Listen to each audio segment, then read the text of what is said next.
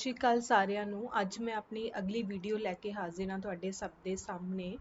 ਮੈਂ ਉਮੀਦ ਕਰਦੀ ਹਾਂ ਕਿ ਤੁਹਾਨੂੰ ਮੇਰੀ ਪਹਿਲੀ ਵੀਡੀਓ ਜੋ ਮੈਂ ਬਣਾਈਆਂ ਨੇ ਸਾਰੀਆਂ ਮਤਲਬ ਪੀਟੀ ਦੀ ਇੰਟਰੋਡਕਸ਼ਨ ਤੇ ਉਸ ਦੀਆਂ ਟਾਈਪਸ ਤੇ ਕੀ ਉਹਦੇ ਡੂ ਐਂਡ ਡੋਂਟਸ ਹੈ, ਕਿਹੜੀਆਂ ਚੀਜ਼ਾਂ ਦਾ ਤੁਸੀਂ ਧਿਆਨ ਰੱਖਣਾ ਹੈ ਤੇ ਪਲੱਸ ਤੁਸੀਂ ਕਿਵੇਂ ਤਿਆਰੀ ਕਰਨੀ ਹੈ ਤੇ ਕਿਵੇਂ ਜਿਹੜਾ ਪੀਟੀ ਹੈਗਾ ਉਹਦਾ ਸਕੋਰ ਕਿਵੇਂ ਡਿਸਟ੍ਰੀਬਿਊਟ ਹੋ ਰਿਹਾ, ਤਾਂ ਸਾਰੀਆਂ ਵੀਡੀਓਜ਼ ਤੁਹਾਨੂੰ ਬਹੁਤ ਪਸੰਦ ਆਈਆਂ ਹੋਣਗੀਆਂ। ਤੇ ਅੱਜ ਮੈਂ ਆਪਣੀ ਅਗਲੀ ਵੀਡੀਓ ਦੇ ਵਿੱਚ ਗੱਲ ਕਰ ਰਹੀ ਹਾਂ ਪੀਟੀਈ ਸਕੋਰ ਚਾਰਟ ਦੀ। ਮਤਲਬ ਜਿਵੇਂ ਮੈਂ ਤੁਹਾਨੂੰ ਦੱਸਿਆ ਸੀਗਾ ਕਿ ਹਰ ਸੈਕਸ਼ਨ ਦੇ ਡਿਫਰੈਂਟ ਮੋਡਿਊਲਸ ਨੇ। ਸਪੀਕਿੰਗ ਦੇ ਅਲੱਗ ਮੋਡਿਊਲ ਹੈ, ਰਾਈਟਿੰਗ ਦਾ ਅਲੱਗ ਹੈ, ਰੀਡਿੰਗ ਦਾ ਅਲੱਗ ਹੈ ਤੇ ਲਿਸਨਿੰਗ ਦੇ ਅਲੱਗ ਮੋਡਿਊਲਸ ਨੇ। ਤੇ ਉਹਨਾਂ ਮੋਡਿਊਲਸ ਦੇ ਵਿੱਚ ਤੋਂ ਤੁਹਾਡੀ ਸਕੋਰ ਦੀ ਇਵੈਲੂਏਸ਼ਨ ਹੈ ਉਹ ਕਿਵੇਂ ਹੋਏਗੀ, ਮਤਲਬ ਜਿਹੜਾ ਤੁਹਾਡਾ ਸਕੋਰ ਕਾਊਂਟ ਹੋਣਾ ਤੇ ਉਹ ਕਿਵੇਂ ਇਵੈਲੂਏਟ ਹੋਏਗਾ। ਤੇ ਮੈਂ ਇੱਕ ਚਾਰਟ ਬਣਾਇਆ ਹੈਗਾ ਤੇ ਆਈ ਥਿੰਕ ਤੁਹਾਨੂੰ ਸਾਰਿਆਂ ਨੂੰ ਵਿਜ਼ੀਬਲ ਹੈਗੀ ਹੈ ਮੇਰੀ ਸਕਰੀਨ। ਤੇ ਉਸ ਦੇ ਵਿੱਚ ਮੈਂ ਕੁਐਸਚਨ ਟਾਈਪਸ ਮੈਂਸ਼ਨ ਕੀਤੇ ਨੇ ਤੇ ਸਕੋਰਿੰਗ ਮੈਂਸ਼ਨ ਕੀਤੀ ਹੈ ਤੇ ਉਸ ਤੋਂ ਬਾਅਦ ਕਿਹੜੀਆਂ ਸਕਿੱਲਸ ਉੱਥੇ ਇਵੈਲੂਏਟ ਹੋ ਰਹੀਆਂ ਨੇ, ਜਿਵੇਂ ਕਿ ਕਮਿਊਨੀਕੇਟਿਵ ਸਕਿੱਲਸ ਹੈ, enabling skills and other traits score, ਮਤਲਬ ਬਾਕੀਆਂ ਕਿਹੜੀਆਂ ਟ੍ਰੇਡਸ ਤੁਹਾਡੀਆਂ ਕਾਊਂਟ ਹੋ ਰਹੀਆਂ। ਤੇ ਸਭ ਤੋਂ ਪਹਿਲਾਂ ਆਪਾਂ ਗੱਲ ਕਰਦੇ ਹਾਂ ਸਪੀਕਿੰਗ ਸੈਕਸ਼ਨ ਦੀ। ਸਪੀਕਿੰਗ ਸੈਕਸ਼ਨ ਦਾ ਸਭ ਤੋਂ ਪਹਿਲਾ ਮੋਡਿਊਲ ਆਏਗਾ ਰੀਡ ਅਲਾਊਡ। ਮੈਂ ਇੱਥੇ ਇੱਕ ਚੀਜ਼ ਮੈਂਸ਼ਨ ਨਹੀਂ ਕੀਤੀ ਹੈ ਜਿਹੜੀ ਇੰਟਰੋਡਕਸ਼ਨ ਪਾਰਟ ਹੈ। ਜਦੋਂ ਵੀ ਤੁਸੀਂ ਕੋਈ ਵੀ ਮੌਕ ਟੈਸਟ ਦਿੰਦੇ ਹੋ ਜਾਂ ਤੁਸੀਂ ਫਾਈਨਲ ਟੈਸਟ ਦੇ ਰਹੇ ਹੋ ਤੇ ਸਭ ਤੋਂ ਪਹਿਲਾਂ ਇੰਟਰੋਡਕਸ਼ਨ ਆਉਂਦੀ ਹੈ। ਤੇ ਇੰਟਰੋਡਕਸ਼ਨ ਕੋਈ ਮੈਂਡੇਟਰੀ ਨਹੀਂ ਹੈਗੀ ਕਿ ਤੁਸੀਂ ਹਮੇਸ਼ਾ ਬੋਲਣਾ ਹੀ ਹੈਗਾ ਹੈ, ਬਟ ਅਗਰ ਤੁਸੀਂ ਆਪਣਾ ਥੋੜਾ ਕੌਨਫੀਡੈਂਸ ਬੂਸਟ ਕਰਨਾ ਹੈ, ਮਤਲਬ ਜਦੋਂ ਵੀ ਤੁਸੀਂ ਫਾਈਨਲ ਐਗਜ਼ਾਮ ਦਿੰਦੇ ਹੋ ਤਾਂ ਜਿਵੇਂ ਮੈਂ ਤੁਹਾਡੇ ਨਾਲ ਪਹਿਲਾਂ ਵੀ ਡਿਸਕਸ ਕੀਤਾ ਸੀਗਾ ਕਿ ਤੁਹਾਡੀ ਫੰਬਲਿੰਗ ਨਹੀਂ ਹੋਣੀ ਚਾਹੀਦੀ, ਤੁਸੀਂ ਨਰਵਸ ਨਹੀਂ ਹੋਣੇ ਚਾਹੀਦੇ। ਤੇ ਇਨ ਕੇਸ ਜੇ ਤੁਸੀਂ ਰੀਡ ਅਲਾਊਡ ਦੇ ਫਰਸਟ ਉਸ ਤੋਂ ਸਟਾਰਟ ਕਰ ਰਹੇ ਹੋ ਤਾਂ ਮਾਈਟ ਵੀ ਤੁਹਾਡੀ ਫੰਬਲਿੰਗ ਹੋਵੇ ਜਾਂ ਤੁਸੀਂ ਨਰਵਸ ਫੀਲ ਕਰੋ। ਬਟ ਜੇ ਤੁਸੀਂ ਇੰਟਰੋਡਕਸ਼ਨ ਦਿੰਦੇ ਹੋ, ਇੰਟਰੋਡਕਸ਼ਨ ਦੇ ਵਿੱਚ ਜਸਟ ਤੁਸੀਂ ਇਹੀ ਮੈਂਸ਼ਨ ਕਰਨਾ ਹੈ ਕਿ ਤੁਸੀਂ ਕਿਸ ਕੰਟਰੀ ਵਾਸਤੇ ਅਪਲਾਈ ਕਰ ਰਹੇ ਹੋ, ਕੀ ਤੁਹਾਡਾ ਸਟੱਡੀ ਪਰਪਸ ਹੈ। ਤੁਸੀਂ ਕੁਝ ਵੀ ਮਤਲਬ ਆਪਣੀ ਇੰਟਰੋਡਿਊਸ ਕਰ ਸਕਦੇ ਹੋ ਆਪਣੇ ਆਪ ਨੂੰ, ਤੁਸੀਂ ਆਪਣੀਆਂ ਹੈਬਿਟਸ ਦੱਸ ਸਕਦੇ ਹੋ, ਆਪਣੀ ਫੈਮਿਲੀ ਬੈਕਗਰਾਊਂਡ, ਕੁਝ ਵੀ ਤੁਸੀਂ ਬੋਲ ਸਕਦੇ ਹੋ। ਤੇ ਉਸ ਨਾਲ ਕੀ ਹੋਏਗਾ, ਤੁਹਾਡਾ ਇੱਕ ਕੌਨਫੀਡੈਂਸ ਬਿਲਟ ਹੋ ਜਾਏਗਾ। ਮਤਲਬ ਉਹ ਪਾਰਟ ਜ਼ਰੂਰੀ ਨਹੀਂ ਹੈ, ਇੰਟਰੋਡਕਸ਼ਨ ਕਿਤੇ ਵੀ ਮਾਰਕਸ ਦੇ ਵਿੱਚ ਕੋਈ ਕਾਊਂਟ ਨਹੀਂ ਹੋ ਰਿਹਾ, ਇਸ ਕਰਕੇ ਮੈਂ ਇੱਥੇ ਮੈਂਸ਼ਨ ਵੀ ਨਹੀਂ ਕੀਤਾ ਉਸ ਚੀਜ਼ ਨੂੰ। ਬਟ ਜਸਟ ਮੈਂ ਤੁਹਾਨੂੰ ਦੱਸਣਾ ਹੈਗਾ ਕਿ ਅਗਰ ਤੁਸੀਂ ਆਪਣਾ ਥੋੜੀ ਨਰਵਸਨੈਸ ਕੱਢਣੀ ਹੈ ਤਾਂ ਤੁਸੀਂ ਇੰਟਰੋਡਿਊਸ ਕਰ ਸਕਦੇ ਹੋ ਖੁਦ ਨੂੰ, ਤੇ ਉਸ ਦਾ ਤੁਹਾਡੇ ਸਕੋਰਿੰਗ ਤੇ ਕੋਈ ਇਫੈਕਟ ਨਹੀਂ ਹੋਏਗਾ ਕਿ ਤੁਸੀਂ ਕਿਵੇਂ ਬੋਲੇ ਹੋ। तो उस तो बाद ਜਿਹੜਾ ਅਗਲਾ ਪਾਰਟ ਆਏਗਾ ਉਹ ਰੀਡ ਅਲਾਊਡ ਦਾ ਆਏਗਾ ਤੇ ਜਿਹੜੀ ਇਹਦੀ ਸਕੋਰਿੰਗ ਹੋਏਗੀ ਉਹ ਪਾਰਸ਼ੀਅਲ ਕ੍ਰੈਡਿਟ ਹੋਏਗਾ। ਪਾਰਸ਼ੀਅਲ ਕ੍ਰੈਡਿਟ ਦਾ ਮਤਲਬ ਹੈਗਾ ਕਿ ਜੋ ਤੁਸੀਂ ਬੋਲਿਆ ਉਹ ਤੁਹਾਡਾ ਐਕਚੁਅਲ 'ਚ ਇਵੈਲੂਏਟ ਹੋਏਗਾ, ਉਸਦੀ ਕੋਈ ਨੈਗੇਟਿਵ ਮਾਰਕਿੰਗ ਵੀ ਨਹੀਂ ਹੈਗੀ ਹੈ ਤੇ ਉਹ ਤੁਹਾਡੇ ਦੂਜੇ ਸੈਕਸ਼ਨਸ ਦੇ ਵਿੱਚ ਵੀ ਕੰਟਰੀਬਿਊਟ ਕਰ ਰਿਹਾ। ਨੈਕਸਟ ਇਹਦੇ ਵਿੱਚ ਜਿਹੜੀਆਂ ਤੁਹਾਡੀਆਂ ਸਕਿੱਲਸ ਕੈਲਕੂਲੇਟ ਹੋਣਗੀਆਂ ਉਹ ਕੈਲਕੂਲੇਟ ਹੋਣਗੀਆਂ ਰੀਡਿੰਗ ਐਂਡ ਸਪੀਕਿੰਗ।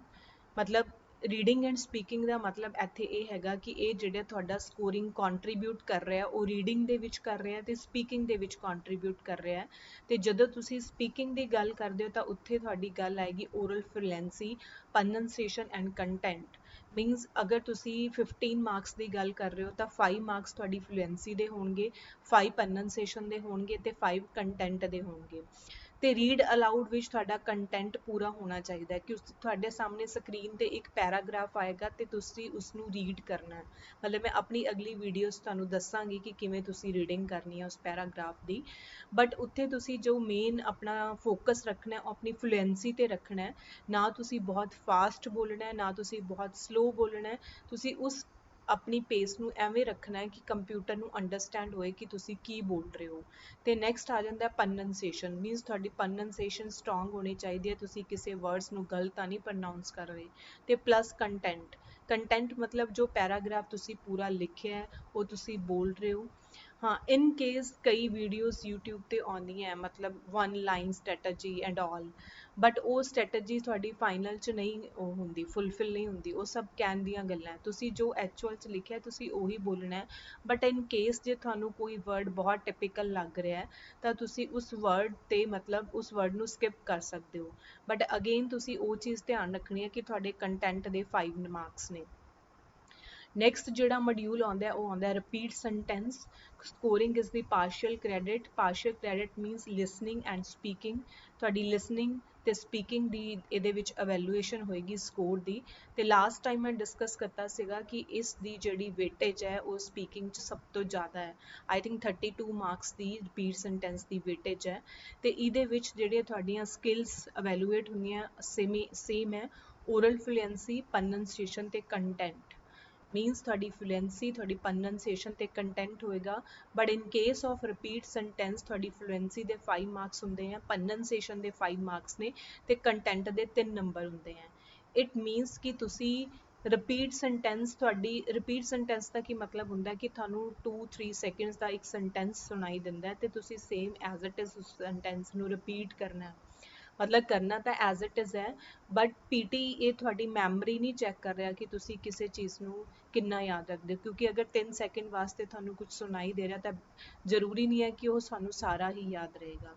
ਤੇ ਤੁਸੀਂ ਇੱਥੇ ਕੰਟੈਂਟ ਨੂੰ ਸਕਿਪ ਕਰ ਸਕਦੇ ਹੋ, ਬਟ ਤੁਸੀਂ ਆਪਣੀ ਫਲੂਐਂਸੀ ਤੇ ਪ੍ਰਨੰਸੀਏਸ਼ਨ ਦਾ ਬਹੁਤ ਧਿਆਨ ਰੱਖਣਾ ਹੈ, ਕਿਉਂਕਿ ਪ੍ਰਨੰਸੀਏਸ਼ਨ ਤੇ ਫਲੂਐਂਸੀ ਦੇ 5-5 ਨੰਬਰ ਨੇ। ਮੀਨਸ ਇੱਕ ਰਿਪੀਟ ਸੈਂਟੈਂਸ 13 ਨੰਬਰਸ ਨੂੰ ਕੰਟਰੀਬਿਊਟ ਕਰਦਾ ਹੈ, ਇੱਕ ਰਿਪੀਟ ਸੈਂਟੈਂਸ ਦੇ 13 ਮਾਰਕਸ ਹੁੰਦੇ ਆ। ਸੋ ਤੁਸੀਂ ਇਸ ਚੀਜ਼ ਤੇ ਬਹੁਤ ਫੋਕਸ ਰੱਖਣਾ ਹੈ ਕਿ ਤੁਸੀਂ ਕੰਟੈਂਟ ਵੀ ਬੋਲਣਾ ਹੈ, ਬਟ ਐਦਾਂ ਨਹੀਂ ਹੈ ਕਿ ਤੁਸੀਂ ਟੋਟਲੀ ਕੰਟੈਂਟ ਨੂੰ ਖਤਮ ਹੀ ਕਰਤਾ, ਤੁਸੀਂ ਕੁਝ ਵੀ ਬੋਲਤਾ ਤੇ ਉਹ 3 ਨੰਬਰ ਤੁਹਾਡੇ ਕਿਤੇ ਵੀ ਕਾਊਂਟ ਨਹੀਂ ਹੋਣਗੇ। ਤੀਜਾ ਪਾਰਟ ਜਿਹੜਾ ਆਉਂਦਾ ਹੈ ਸਪੀਕਿੰਗ ਸੈਕਸ਼ਨ ਦਾ, ਉਹ ਡਿਸਕ੍ਰਾਈਬ ਇਮੇਜ ਹੈ। Describe image scoring is the partial credit, and ਜਿਹੜੀਆਂ ਤੁਹਾਡੀਆਂ ਸਕਿੱਲਸ ਇਹਦੇ ਵਿੱਚ ਕੈਲਕੂਲੇਟਸ ਹੁੰਦੀਆਂ ਨੇ ਉਹ ਹੁੰਦੀਆਂ ਸਪੀਕਿੰਗ। ਸਪੀਕਿੰਗ ਦੇ ਵਿੱਚ ਆਉਂਦਾ oral fluency, pronunciation and content. Means ਤੁਹਾਡੀ ਜਿਹੜੀ ਇਹਦੇ ਵਿੱਚ evaluation ਹੋਏਗੀ ਉਹ ਫਲੂਐਂਸੀ ਦੀ ਹੋਏਗੀ, ਪ੍ਰਨੰਸੀਏਸ਼ਨ ਦੀ ਹੋਏਗੀ ਤੇ ਕੰਟੈਂਟ ਹੋਏਗੀ। ਡਿਸਕ੍ਰਾਈਬ ਇਮੇਜ ਕੀ ਹੁੰਦਾ ਕਿ ਤੁਹਾਡੇ ਸਾਹਮਣੇ ਇੱਕ ਸਕਰੀਨ ਤੇ ਇਮੇਜ ਆਏਗੀ ਤੇ ਉਸ ਇਮੇਜ ਨੂੰ ਦੇਖ ਕੇ ਤੁਸੀਂ ਉਸ ਦੇ ਉੱਤੇ ਬੋਲਣਾ ਹੈ।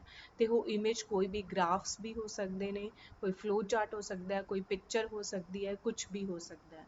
ਮਤਲਬ ਉੱਥੇ ਤੁਹਾਡਾ ਕੰਟੈਂਟ ਕਵਰ ਹੋਣਾ ਚਾਹੀਦਾ ਹੈ ਤੇ ਕੰਟੈਂਟ ਦੇ ਅਗੇਨ 5 ਮਾਰਕਸ ਨੇ। Means 5 marks fluency, 5 pronunciation and 5 marks content. ਇਸ ਡਿਸਕ੍ਰਾਈਬ ਇਮੇਜ ਦੇ ਵਿੱਚ ਕੰਟੈਂਟ ਬਹੁਤ ਮੈਟਰ ਕਰਦਾ ਹੈ। ਤੇ ਨੈਕਸਟ ਜਿਹੜਾ 4th ਸੈਕਸ਼ਨ ਆਉਂਦਾ ਹੈ ਸਪੀਕਿੰਗ ਸੈਕਸ਼ਨ, ਉਹ ਆਉਂਦਾ ਹੈ retell lecture. Means 4th module ਹੈਗਾ, scoring is the partial credit. ਤੇ ਉਹਦੇ ਵਿੱਚ ਜਿਹੜੀਆਂ ਤੁਹਾਡੀਆਂ ਸਕਿੱਲਸ evaluate ਹੁੰਦੀਆਂ, listening and speaking, oral fluency, pronunciation and content. Means retell lecture ਨੇ ਤੁਹਾਡਾ ਕੰਟਰੀਬਿਊਟ ਕਰਨਾ ਹੈ ਲਿਸਨਿੰਗ ਤੇ ਸਪੀਕਿੰਗ ਦੇ ਵਿੱਚ। ਰੀਟਨ ਲੈਕਚਰ ਦੇ ਵਿੱਚ ਤੁਹਾਨੂੰ ਇੱਕ ਲੈਕਚਰ ਸੁਣਾਈ ਦੇਗਾ, ਮਤਲਬ ਮੈਕਸਿਮਮ ਉਹਦਾ ਜਿਹੜਾ ਟਾਈਮ ਪੀਰੀਅਡ ਹੈ 2 ਮਿੰਟਸ ਦਾ ਹੁੰਦਾ ਹੈ। ਅਦਰਵਾਈਜ਼ ਤੁਹਾਡਾ 1 ਮਿੰਟ ਤੋਂ 2 ਮਿੰਟ ਦੇ ਵਿੱਚ ਵੇਰੀ ਕਰਦਾ ਹੈ।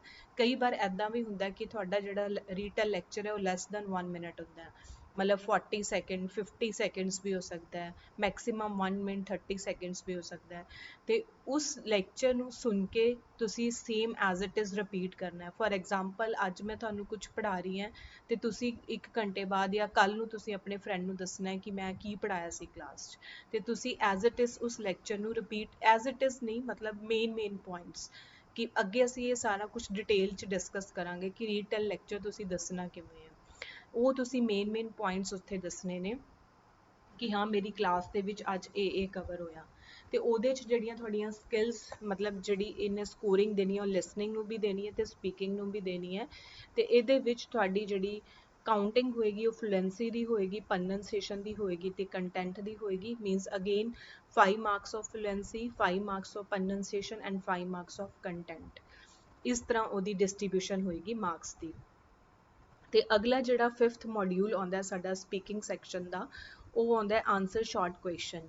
Answer short questions means either you will give the correct answer ਔਰ your answer can be incorrect. Means ਤੁਸੀਂ ਸਹੀ ਜਾਂ ਗਲਤ ਦੋ ਹੀ ਇਹਦੀਆਂ ਆਪਸ਼ਨਸ ਨੇ। ਮਤਲਬ ਐਦਾਂ ਨਹੀਂ ਹੈ ਕਿ ਤੁਸੀਂ ਕੁਝ ਵੀ ਬੋਲਿਆ ਤੇ ਤੁਹਾਨੂੰ ਕੁਝ ਮਾਰਕਸ ਮਿਲਣਗੇ।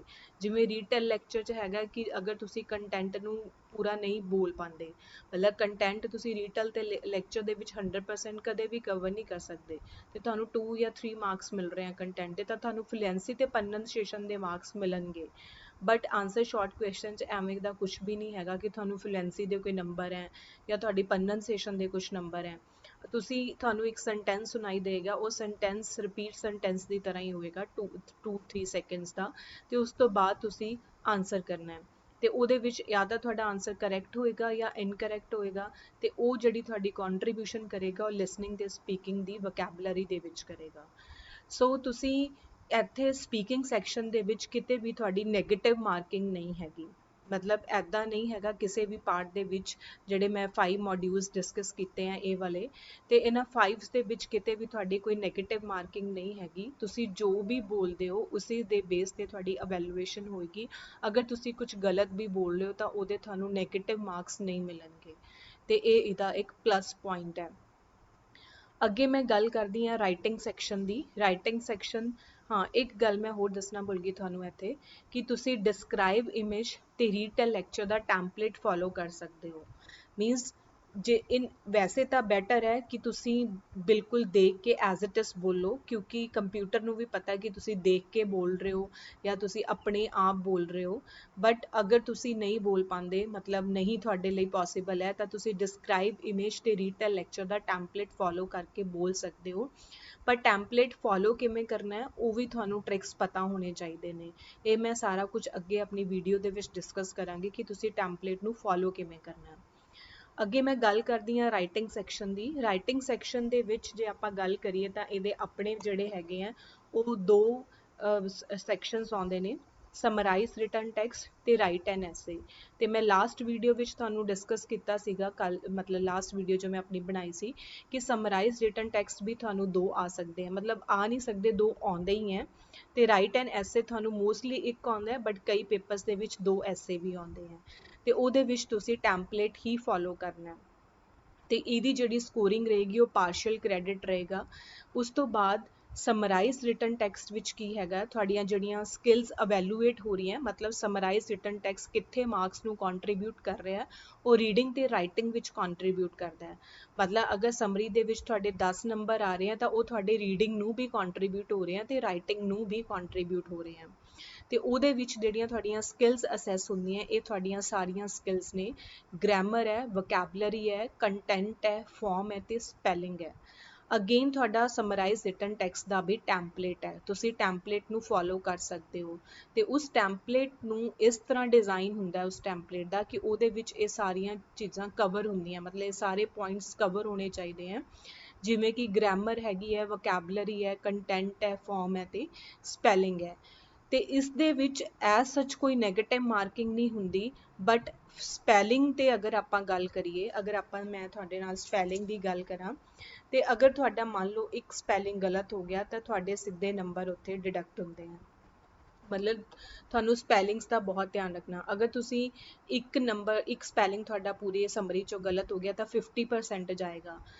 50% ਤੁਹਾਡੇ ਸਪੈਲਿੰਗ ਦੇ ਮਾਰਕਸ ਗਏ। ਮੰਨ ਲਓ 2 ਮਾਰਕਸ ਮਿਲ ਰਹੇ ਆ ਤੁਹਾਨੂੰ ਸਪੈਲਿੰਗ ਦੇ, ਤੇ ਅਗਰ ਤੁਹਾਡੇ 2 ਸਪੈਲਿੰਗ ਗਲਤ ਹੋ ਗਏ ਤਾਂ ਤੁਹਾਨੂੰ ਸਪੈਲਿੰਗ ਦੇ 0 ਨੰਬਰ ਮਿਲਣਗੇ। ਸੋ ਬੀ ਕੇਅਰਫੁਲ, ਮਤਲਬ ਤੁਸੀਂ ਸਪੈਲਿੰਗ ਦਾ ਬਹੁਤ ਧਿਆਨ ਰੱਖਣਾ ਹੈ। ਤੇ ਸਮਰੀ ਵਾਸਤੇ ਸਾਨੂੰ 10 ਮਿੰਟ ਮਿਲਦੇ ਆ ਇੱਕ ਸਮਰੀ ਲਿਖਣ ਲਈ, ਤੇ ਤੁਸੀਂ ਜੇ ਤੁਹਾਡੇ ਕੋਲ ਟਾਈਮ ਬਚ ਰਿਹਾ ਹੈ ਤਾਂ ਤੁਸੀਂ ਉਸਨੂੰ ਦੁਬਾਰਾ ਰੀਚੈਕ ਕਰਨਾ ਹੈ, ਮਤਲਬ ਦੁਬਾਰਾ ਰੀਡ ਕਰਨਾ ਹੈ ਕਿ ਮੇਰੀ ਕੋਈ ਗਲਤੀ ਤੇ ਨਹੀਂ ਹੈ। ਐਦਾਂ ਕਦੇ ਵੀ ਨਹੀਂ ਕਰਨਾ ਕਿ ਮੈਂ ਇੱਕ ਵਾਰ ਸਮਰੀ ਲਿਖ ਲਈ ਤੇ ਮੈਂ ਅੱਗੇ ਚੱਲ ਪਿਆ, ਐਵੇਂ ਨਹੀਂ ਹੋਣਾ ਚਾਹੀਦਾ। ਮਤਲਬ ਤੁਸੀਂ ਉਸ ਸਮਰੀ ਨੂੰ ਚੰਗੀ ਤਰ੍ਹਾਂ ਪੜ੍ਹ ਕੇ ਫਿਰ ਅਗਲੇ ਕੁਐਸਚਨ ਤੇ ਜਾਣਾ ਹੈ, ਮਤਲਬ ਨੈਕਸਟ ਬਟਨ ਤੇ ਕਲਿੱਕ ਕਰਨਾ ਹੈ। ਇਹ ਚੀਜ਼ਾਂ ਤੁਸੀਂ ਧਿਆਨ 'ਚ ਰੱਖਣੀਆਂ। ਤੇ ਅਗੇਨ ਸਮਰੀ ਦਾ ਵੀ ਟੈਂਪਲੇਟ ਹੈ। ਨੈਕਸਟ ਹੈਗਾ ਰਾਈਟ ਐਨ ਐਸੇ। ਸਕੋਰਿੰਗ ਹੈ ਇਹਦੀ ਪਾਰਸ਼ਲ ਕ੍ਰੈਡਿਟ, ਤੇ ਇਹਦੇ ਵਿੱਚ ਜਿਹੜੀ ਸਾਡੀ ਸਕਿੱਲ ਕੈਲਕੂਲੇਟ ਹੁੰਦੀ ਹੈ ਉਹ ਰਾਈਟਿੰਗ ਦੀ ਸਕਿੱਲ ਕੈਲਕੂਲੇਟ ਹੁੰਦੀ ਹੈ। ਮਤਲਬ ਇਹ ਸਿਰਫ ਰਾਈਟਿੰਗ ਨੂੰ ਹੀ ਕੰਟਰੀਬਿਊਟ ਕਰਦਾ ਹੈ, ਕਿਤੇ ਹੋਰ ਇਹਦੀ ਕੰਟਰੀਬਿਊਸ਼ਨ ਨਹੀਂ ਹੈਗੀ ਕਿਸੇ ਵੀ ਸੈਕਸ਼ਨ ਦੇ ਵਿੱਚ। ਤੇ ਇਹਦੇ ਵਿੱਚ ਜਿਹੜੀਆਂ ਤੁਹਾਡੀਆਂ ਸਕਿੱਲਸ ਅਵੈਲੂਏਟ ਹੁੰਦੀਆਂ ਉਹ ਹੈਗੀ ਹੈ grammar, vocabulary, spelling, written discourse content, development, structure and coherence, form, general linguistic range. Means ਇਹ ਸਾਰੀਆਂ ਚੀਜ਼ਾਂ ਤੁਹਾਡੇ, ਮਤਲਬ ਅਗੇਨ ਜਿਹੜਾ ਰਾਈਟ ਐਨ ਐਸੇ ਹੈ ਉਹਦਾ ਵੀ ਟੈਂਪਲੇਟ ਹੈ, ਬਟ ਟੈਂਪਲੇਟ ਐਦਾਂ ਡਿਜ਼ਾਈਨ ਹੋਣਾ ਚਾਹੀਦਾ ਹੈ ਕਿ ਉਹਦੇ ਵਿੱਚ ਇਹ ਸਾਰੀਆਂ ਚੀਜ਼ਾਂ ਕਵਰ ਹੋਣ। ਮੇਨਲੀ ਤੁਹਾਡਾ ਸਟਰਕਚਰ ਤੇ ਕੋਹਰੈਂਸ ਤੇ ਉਹਦੀ ਫਾਰਮ ਤੇ ਉਹਦਾ ਲਿੰਗੁਇਸਟਿਕ ਰੇਂਜ ਤੇ ਉਹਦੀ ਡਿਵੈਲਪਮੈਂਟ, ਕਿਉਂਕਿ ਜਿਹੜਾ ਕੰਟੈਂਟ ਹੈ ਉਹ ਤਾਂ ਤੁਸੀਂ ਆਪ ਐਡ ਕਰਨਾ, ਉਹ ਅਸੀਂ ਅੱਗੇ ਡਿਸਕਸ ਕਰਾਂਗੀ ਮੈਂ ਕਿ ਕਿਵੇਂ ਕੰਟੈਂਟ ਨੂੰ ਐਡ ਕਰਨਾ ਹੈ। ਅੱਗੇ ਮੈਂ ਤੁਹਾਡੇ ਨਾਲ ਇਹ ਸਾਰੇ ਟੈਂਪਲੇਟ ਵੀ ਸ਼ੇਅਰ ਕਰਾਂਗੀ। ਤੇ ਇਹ ਚੀਜ਼ ਤੁਸੀਂ ਧਿਆਨ ਰੱਖਣੀ ਹੈ। ਅਗੇਨ ਇੱਥੇ ਵੀ ਸਪੈਲਿੰਗ 'ਚ ਉਹੀ ਇਸ਼ੂ ਹੈ ਕਿ ਇਨ ਕੇਸ ਜੇ ਤੁਹਾਡਾ ਇੱਕ ਸਪੈਲਿੰਗ ਗਲਤ ਹੋ ਗਿਆ ਤਾਂ ਤੁਹਾਡੇ 50% ਮਾਰਕਸ ਡਿਡਕਟ ਹੋ ਗਏ। ਤੇ ਮੰਨ ਲਓ ਜੇ ਤੁਹਾਡੇ 2 ਸਪੈਲਿੰਗ ਗਲਤ ਹੋ ਗਏ ਤਾਂ ਤੁਹਾਡੇ 100% ਮਾਰਕਸ ਹੀ ਜਿਹੜੇ ਸਪੈਲਿੰਗ ਦੇ ਹੈਗੇ ਆ, ਅਗਰ 2 ਨੰਬਰ ਤੁਹਾਨੂੰ ਸਪੈਲਿੰਗ ਦੇ ਮਿਲ ਰਹੇ ਆ ਤਾਂ 0 ਨੰਬਰ ਮਿਲੇਗਾ। ਤੇ ਅਗੇਨ ਐਸੇ ਲਿਖਣ ਵਾਸਤੇ ਤੁਹਾਨੂੰ 20 ਮਿੰਟਸ ਮਿਲਦੇ ਆ, ਤੇ ਉਹਨਾਂ 20 ਮਿੰਟਸ ਦੇ ਵਿੱਚ ਹਾਰਡਲੀ ਤੁਹਾਨੂੰ 12 ਜਾਂ 14 ਮਿੰਟ ਦੇ ਵਿੱਚ ਐਸੇ ਲਿਖ ਲੈਂਦੇ ਆ ਮੋਸਟਲੀ ਜਿਹੜੇ ਬੱਚੇ ਨੇ। ਤੇ ਉਹਦੇ ਬਾਅਦ ਤੁਸੀਂ ਉਹਨੂੰ ਰੀਡਿੰਗ ਕਰਨਾ ਹੈ, ਰੀਡ ਕਰਨਾ ਹੈ ਕਿ ਮੇਰੀ ਕੋਈ ਗਲਤੀ ਤੇ ਨਹੀਂ ਹੈ। ਅਗਰ ਤੁਹਾਡੇ ਕੋਲ ਫਿਰ ਵੀ ਟਾਈਮ ਬਚ ਰਿਹਾ ਤਾਂ ਉਹਨੂੰ ਰੀਡ ਕਰਨਾ ਹੈ। ਮਤਲਬ ਐਦਾਂ ਨਹੀਂ ਹੈ ਕਿ ਐਸੇ ਲਿਖਤਾ ਤੇ ਅੱਗੇ ਚੱਲ ਪਏ, ਕਿਉਂਕਿ ਸਪੈਲਿੰਗ ਦਾ ਧਿਆਨ ਰੱਖਣਾ, ਕੋਈ ਗ੍ਰਾਮਰ ਦੀ ਮਿਸਟੇਕ ਤਾਂ ਨਹੀਂ ਹੈਗੀ। ਕਿਉਂਕਿ ਗ੍ਰਾਮਰ ਦੀ ਜੋ ਕੋਈ ਮਿਸਟੇਕ ਹੋ ਰਹੀ ਹੈ, ਤੁਸੀਂ ਕੋਈ ਵਰਬ ਗਲਤ ਯੂਜ਼ ਕੀਤੀ ਹੈ, ਕੋਈ ਫਾਰਮ ਗਲਤ ਯੂਜ਼ ਕਰ ਲਈ ਹੈ, ਤਾਂ ਉਹਦੇ ਵੀ ਮਾਰਕਸ ਡਿਡਕਟ ਹੋਣਗੇ। ਤੇ ਇਹ ਜਿਹੜਾ ਟੈਂਪਲੇਟ ਹੈ ਇਹ ਸਾਰੀਆਂ ਚੀਜ਼ਾਂ ਨੂੰ ਧਿਆਨ 'ਚ ਰੱਖ ਕੇ ਹੀ ਬਣਦਾ। ਸੋ ਤੁਸੀਂ ਇਸ ਚੀਜ਼ ਤੇ ਫੋਕਸ ਕਰਨਾ ਹੈ। ਤੇ ਅੱਜ ਦੀ ਵੀਡੀਓ ਲਈ ਸਿਰਫ ਇੰਨਾ ਹੀ ਹੈ, ਮਤਲਬ ਅੱਜ ਮੈਂ ਸਿਰਫ ਇੰਨਾ ਹੀ ਡਿਸਕਸ ਕਰਾਂਗੀ, ਕਿਉਂਕਿ ਇਸ ਤੋਂ ਜ਼ਿਆਦਾ ਅਸੀਂ ਵੀਡੀਓ ਨਹੀਂ ਲੈ ਕੇ ਜਾ ਸਕਦੇ। ਤੇ ਅਗੇਨ ਜੇ ਤੁਹਾਨੂੰ ਕੋਈ ਇਸ਼ੂ ਆ ਰਿਹਾ ਹੈ, ਮਤਲਬ ਕੋਈ ਪ੍ਰੋਬਲਮ ਆ ਰਹੀ ਹੈ, ਤੁਸੀਂ ਕੁਝ ਸਮਝਣਾ ਚਾਹੁੰਦੇ ਹੋ ਜਾਂ ਨਹੀਂ ਸਮਝ ਆ ਰਿਹਾ, ਤਾਂ ਪਲੀਜ਼ ਤੁਸੀਂ ਮੇਰੀ ਵੀਡੀਓਜ਼ ਨੂੰ ਫੋਲੋ ਕਰ ਸਕਦੇ ਹੋ। ਮੈਂ ਅੱਗੇ ਵੀ ਵੀਡੀਓਜ਼ ਬਣਾਵਾਂਗੀ, ਤੁਸੀਂ ਮੇਰੇ ਨਾਲ ਡਿਸਕਸ ਕਰ ਸਕਦੇ ਹੋ, ਜਾਂ ਤੁਹਾਨੂੰ ਕੋਈ ਕੁਐਰੀ ਹੈ ਤਾਂ ਤੁਸੀਂ ਮੈਨੂੰ ਮੇਲ ਕਰ ਸਕਦੇ ਹੋ। ਮੇਰੀ ਈਮੇਲ ਆਈਡੀ ਹੈਗੀ ਹੈ amarptclasses@gmail.com। ਤੇ ਜੇ ਤੁਹਾਨੂੰ ਕੋਈ ਡਾਊਟਸ ਨੇ, ਕੁਝ ਪੁੱਛਣਾ ਹੈ, ਤੁਸੀਂ ਕਮੈਂਟ ਬਾਕਸ ਦੇ ਵਿੱਚ ਵੀ ਸ਼ੇਅਰ ਕਰ ਸਕਦੇ ਹੋ। ਤੇ please like and subscribe my channel, and please see the video from starting to the end. Thank you everyone for watching this video.